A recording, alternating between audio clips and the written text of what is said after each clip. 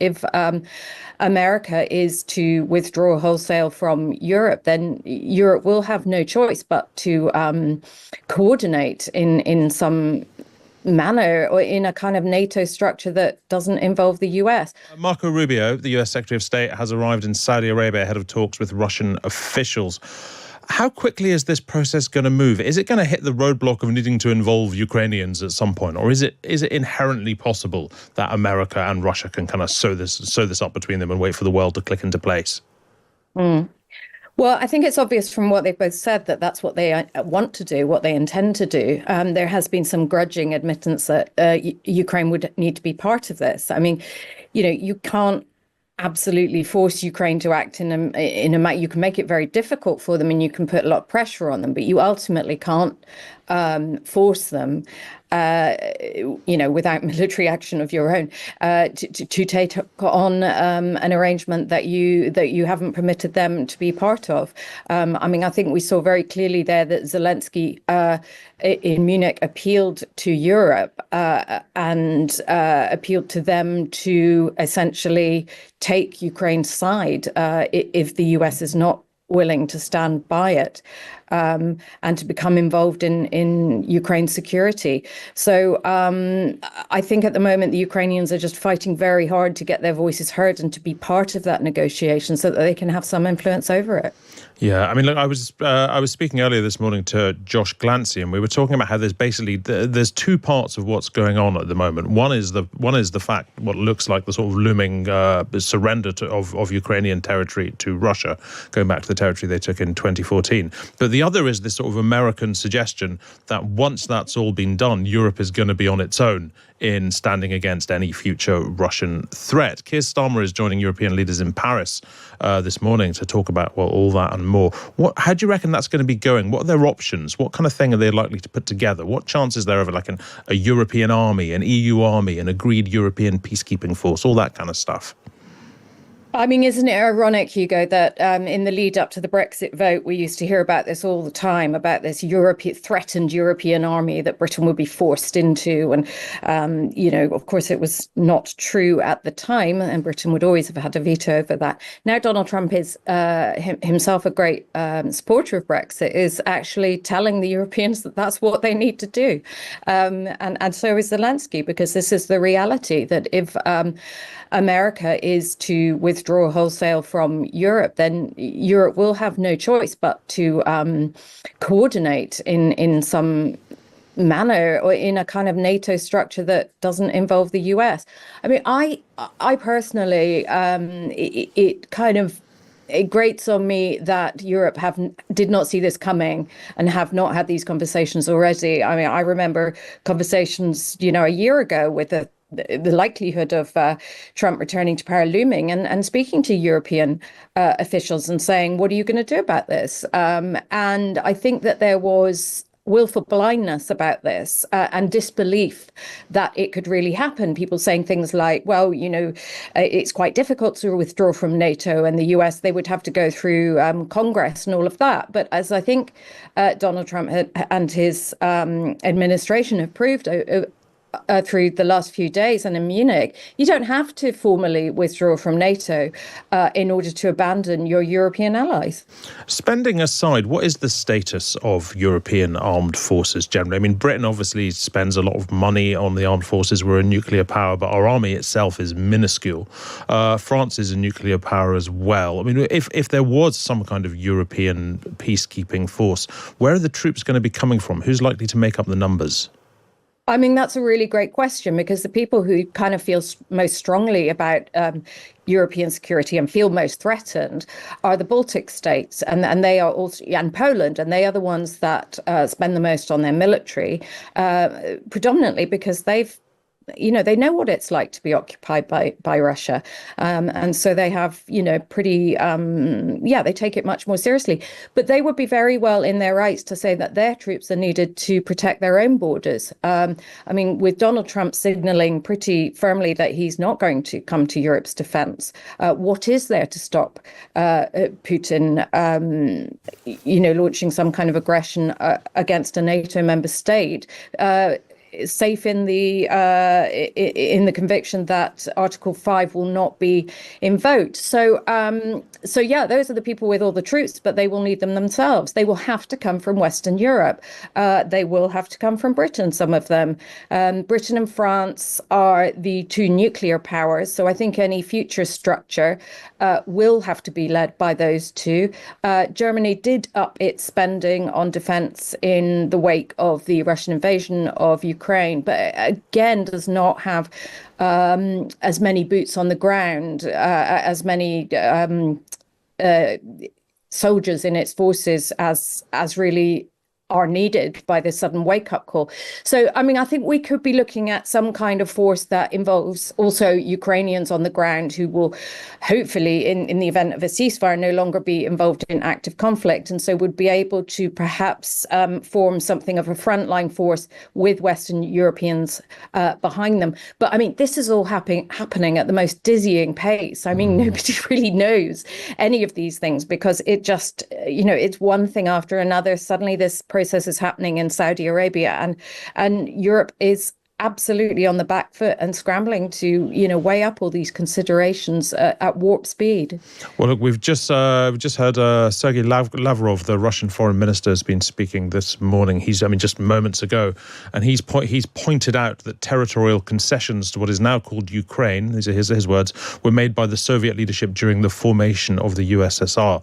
So I guess he's basically saying that Ukraine owes them some territory, which is a neat development there. We'll come back to that in a moment, Catherine. The idea of the UK sending peacekeeping troops to Ukraine, and Keir Starmer has said this morning pretty openly, he's been writing a column in the Daily Telegraph where he says directly that that's what would happen. Again, I mean, how would that look? Because that's basically British troops on the front line facing down Russian troops. That's going to be a constant process of sort of near disaster and harrying and harassment and the sort of brinksmanship, isn't it? Well, it depends what form that mission takes. I mean, if it is literally a peacekeeping mission and there is a ceasefire, then it might behoove the Russians to, act peaceably in that, and for there not to be any actual, contact along that line.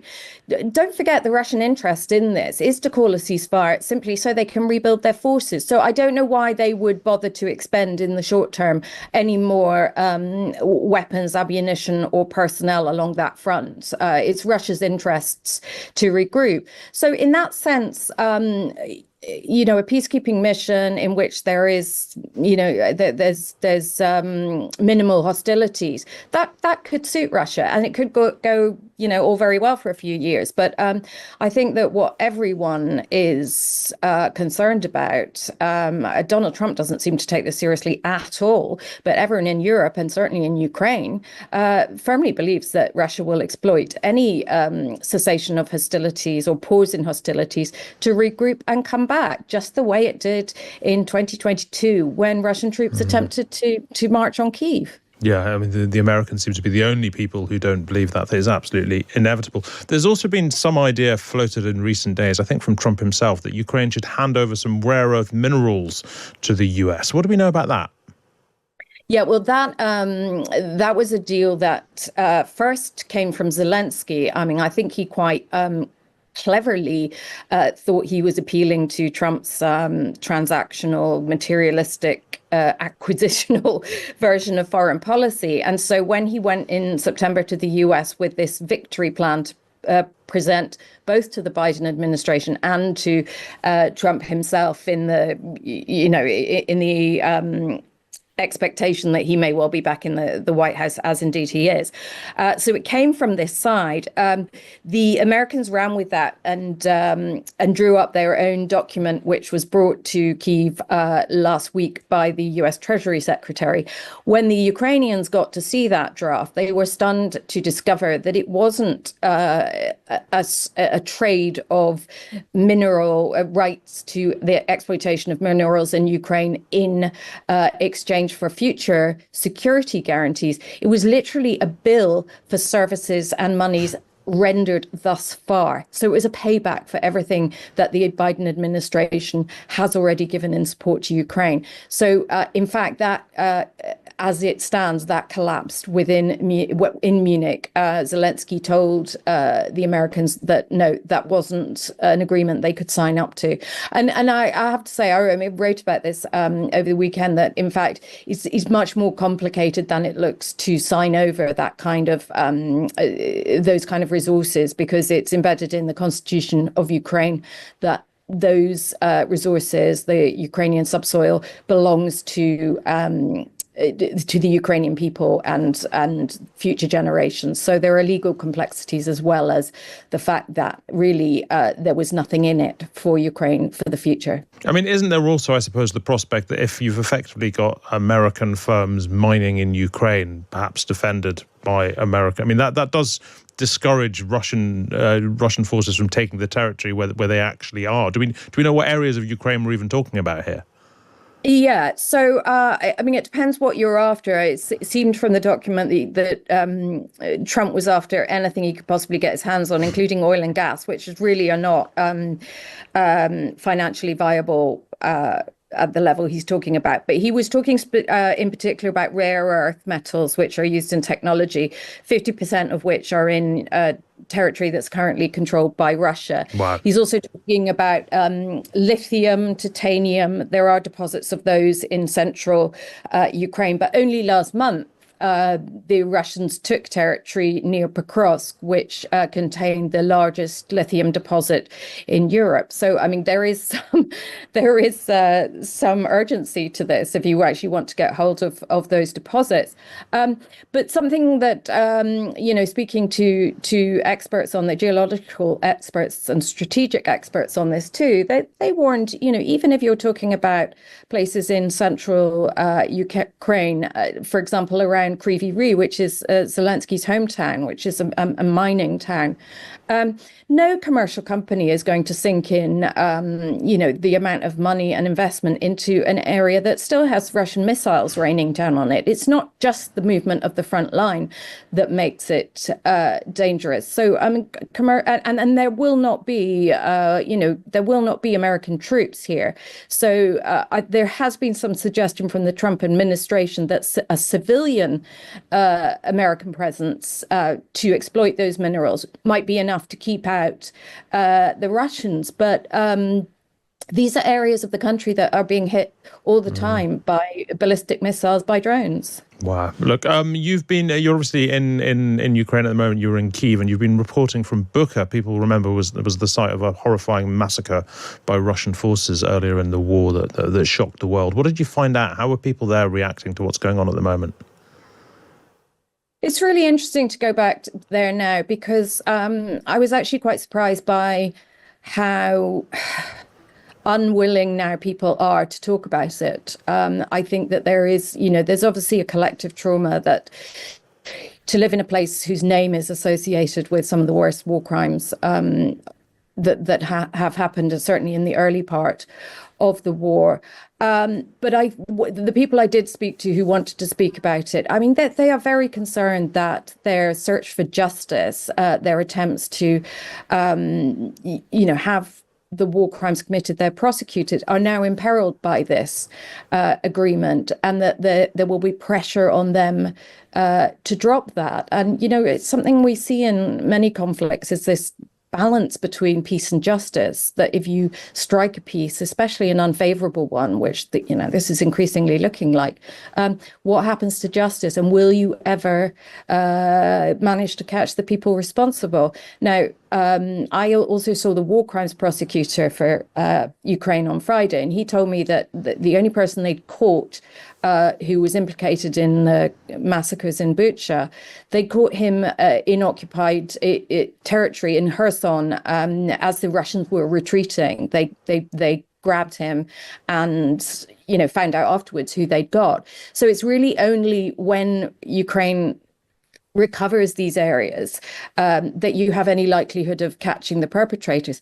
And the other issue, of course, that they're looking into is what's going on in these areas that are occupied now and that may be handed over permanently to Russia, because those are where some of the most egregious crimes are going on right now.